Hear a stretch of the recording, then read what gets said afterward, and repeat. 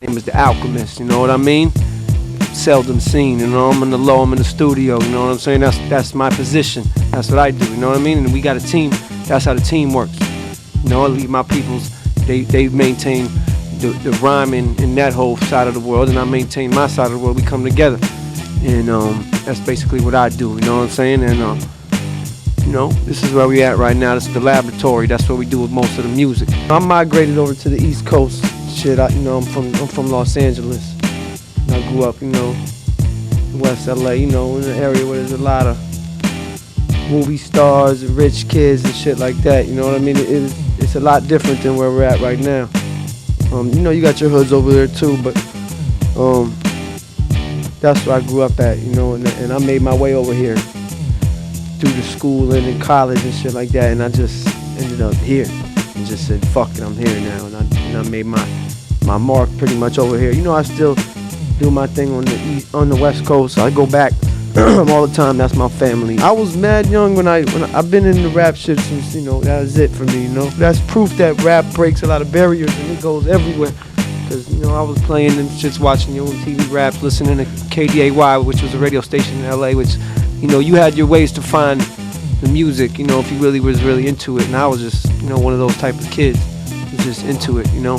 You know, we used to run around the house, me and my brother, and just saying rap lines all day. Like, you know, my parents thought we were crazy. You know, we were just in, we were in that mode. You know, and it was like, you know, it reached that world. You know, just that's the point I'm making. It reached that world, but I got into the group thing. I think I don't know what. Damn, I must have been like 13 or something, or 12. You know, like just messing around in school and shit. You know, lunchtime and shit like that, and then I eventually linked up with my man who was taking it a little more seriously when we were like 14 and shit, 15.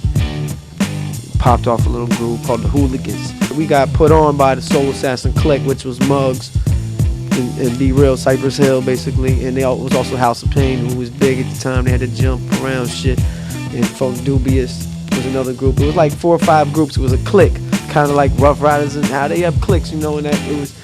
We kind of got put on by them. You know, that was my first introduction to the game. And that's pretty much the family I still rap with to this day. Infamous and all of that is my family as well, from moving to the East and clicking. It's been, you know, a good 4 or 5 years now, you know what I'm saying? And time is key and stuff like that. And I feel like it's been tried and tested. I'm down with them as well, the same way I'm down with my Soul Assassins families, Muggs, Cypress Hill, and all of that. And, you know, being down with Muggs, DJ Lethal, who became Limp Bizkit. A lot of people who was making beats back in those days, and I was just absorbing it. I'm like a fucking sponge when I'm around shit like that. If I'm into it, I don't say nothing, I'm just picking up shit, you know what I mean? That's about part of creativity, is adding on, and you know what I'm saying, and absorbing up shit that you peep. So that's how I got into the beat thing, you know. The first little bit of money I got, I bought a beat machine. The ASR-10 machine is like a keyboard and shit, and it's a drum sequencer as well and all of that. And that's what I first bought. You know, DJ Lethal, you know, what up?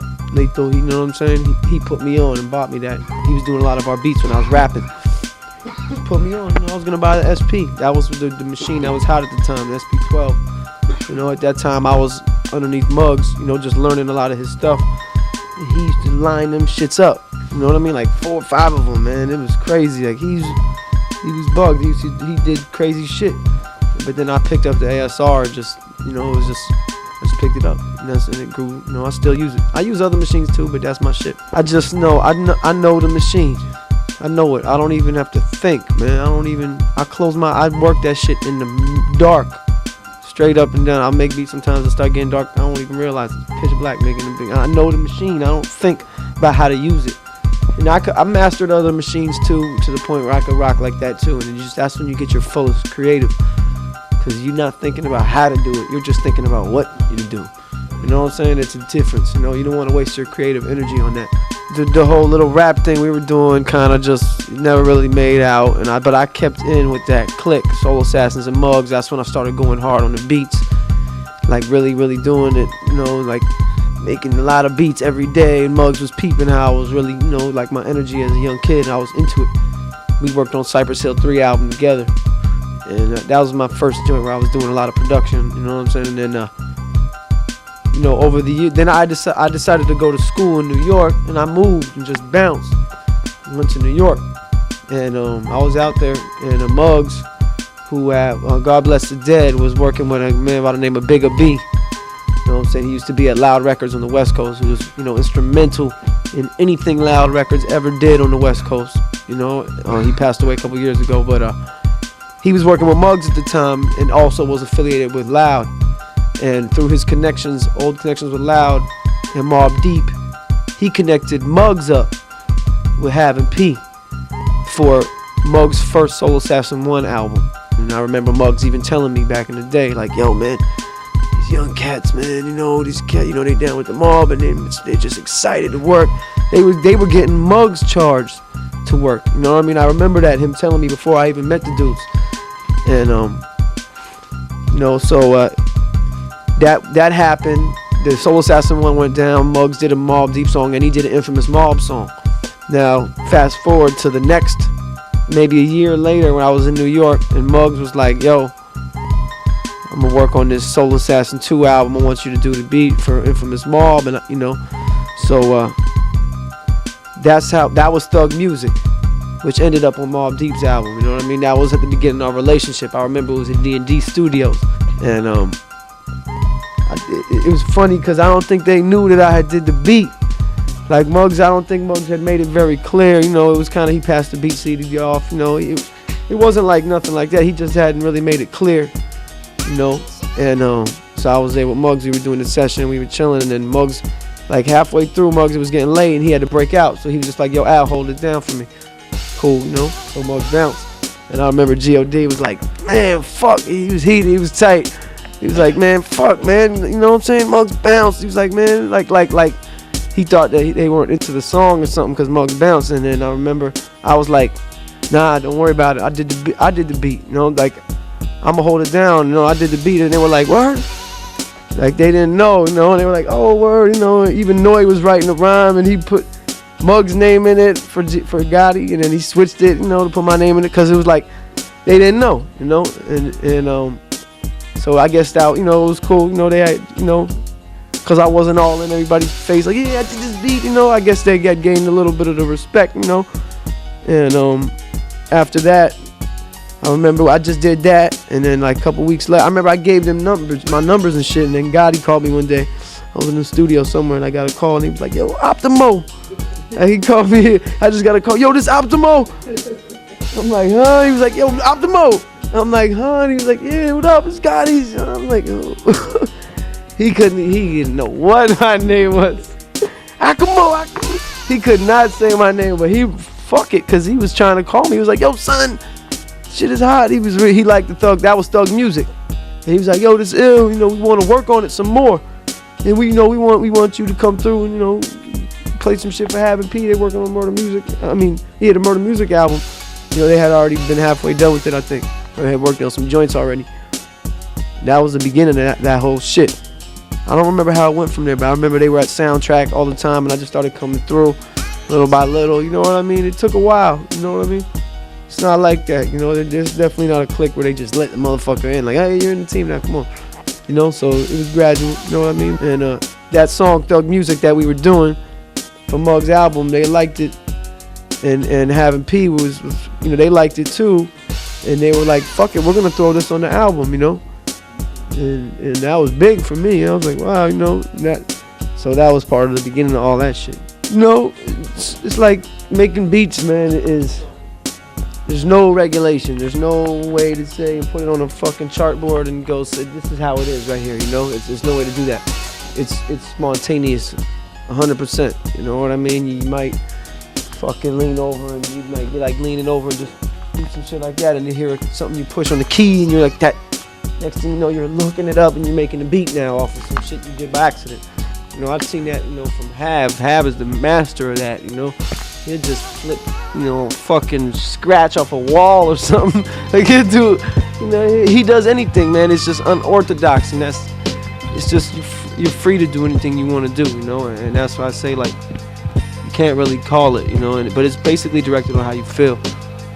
If you're true with this shit, you're not trying to do it to get some quick scratch or something, you know what I mean? Or like some paper. If you're really, really into this shit, it's like you never know, you know? If you're fucked up right now, if you're mad about some shit, it's gonna come out of the music. You know, it's not as to the T as when you write a rhyme, because you can really say in words how you feel. But if I want to make you sound, if you want something that sound like nighttime, I can play a beat that, you know, 8 out of 10 people in the room are gonna say that sounds like night. If I had to say what time of day does this sound like, you know what I mean? That's part of it, where it's like, you know, it comes across how you feel. You know, you still confined within records. You gotta dig through records to find your sound. You know, I'm not fucking Mozart. I don't like have them feeling that I'm like going to the keys doing some crazy shit. I'll play some shit, you know, because there's no rules. But I'm not. That's not where my skills. My ear is my skills to me. You know, so you gotta just be always thinking about shit, man. You gotta all day be thinking about music and how you're gonna flip something and whatnot. And you know, you be in a restaurant or something come on real low in the back. Oh yeah, I gotta flip that. Or you sometimes I go to the record store and just go through records.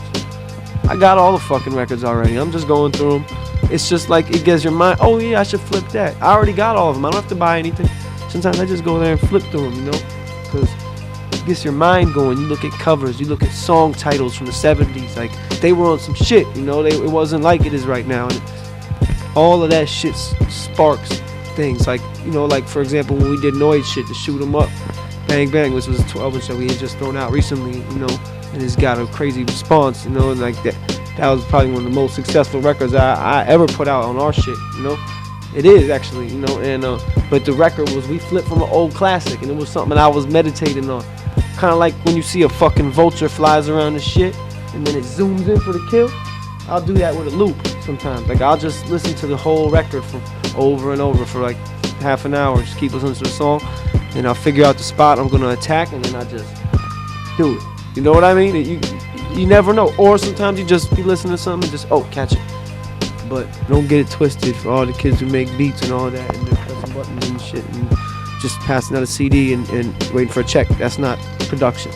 You know what I mean? That's the yellow and red and green belt, and then when you get to the black belt, like Dre and them did years ago, and all them, and I don't feel I'm there yet.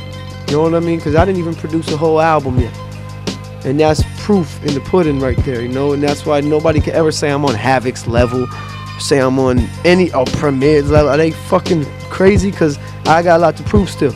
You know what I mean? And I've only been work for hire for cats and done my thing here and there. You know, when I do whole albums that people feel and all of that, then I'll be more happy to take those type of compliments. You know, I can't accept that. I'm not on no Havoc's level. You know what I mean? Come on, man. Look at the list of shit that he's done. You know what I'm saying? Or Primo, or any of those dudes for that matter. I know I'm glad to be even thought of, and that, you know, one day try to get to that point, and I'm gonna do it. Believe I will. I looked up to, you know, always looked up to the producers, man. You know, first it was Marley, you know, of the original era. You know, Dre, I was on the West. He, you know, just was the man. You know, still to this day. Probably, you know, the dude who I was, you know, the most influential Premier. You know, he's, you know, I studied the most from him. You know, he, like, you know, I owe it to all those people. You know, I remember Everlast used to say back in the day, he's like, I used to take this, a little bit of this guy's style, a little bit of this guy's style, a little bit of this, use it all together and make my style. He's like, you know, and that's a little bit how I do with beats. Some people say, yo, I know your style. I'm like, how could you? Because when I'm making this beat, I was thinking of how somebody might have did it 10 years ago who I looked up to, or how, you know, I'm not, so, you know, I mean, I can go down the list all day. You know, you got dudes like Pete Rock and Large Professor and Diamond D. Those were the dudes I was really, you know, like studying from, the beat nuts, showbiz. I mean, you're going forever, you know. And nowadays you got, you know, you can tell the kids who are putting it down now who were raised from that era, you know. Like, you know, a lot of dudes out right now who got some shit beat wise, you know what I mean? Listen, man. So, you know, basically that was the whole, you know, this is where we do the music, and, you know, we're looking out for y'all coming through and peeping it, you know what I'm saying?